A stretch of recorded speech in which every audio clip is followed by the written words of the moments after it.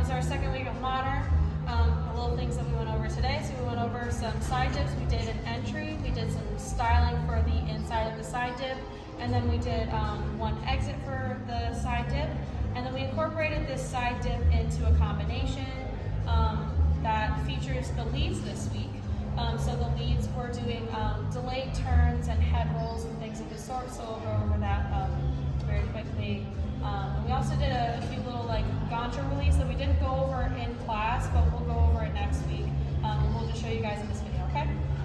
So just going ahead and starting out, whenever we do the actual position for our dips, the most important thing is that we're as close to our lead as possible.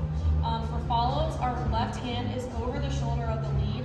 We want to maximize the amount of surface area, I guess, between both of our bodies. So that means hip-to-hip connection and the shoulder connection here.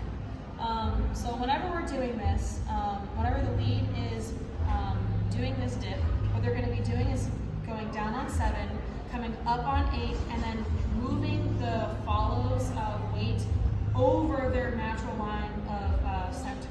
So it starts from here and it goes this way. It's very important to prep, so going down and up, because it allows the follow to recognize, hey, something's happening that's different.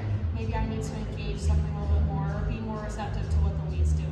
If we're in this position, most of us should have a little like light bulb in our head, like, hey, I'm going off of my center because they're clearly going in this direction.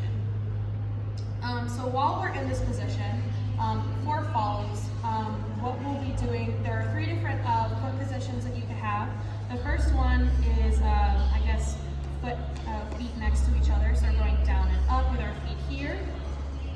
The second position is having the foot up like this, or up at the knee, so we're going down and up at this position.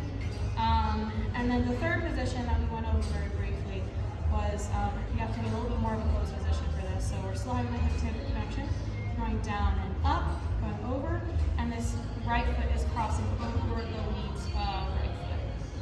Okay? And those are just different leg styles that you can do.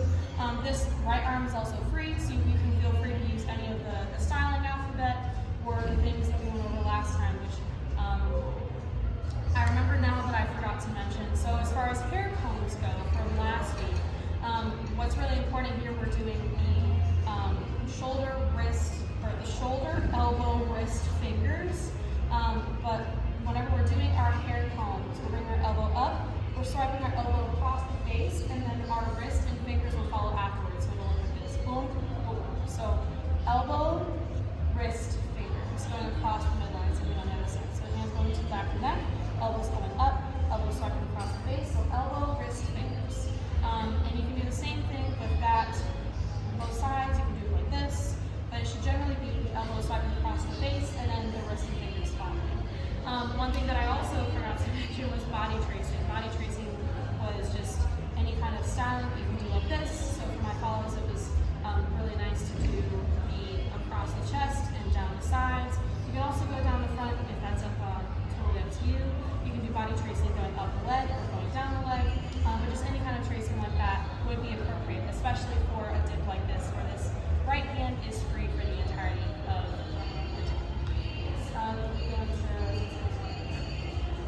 Yeah, so it's very important to.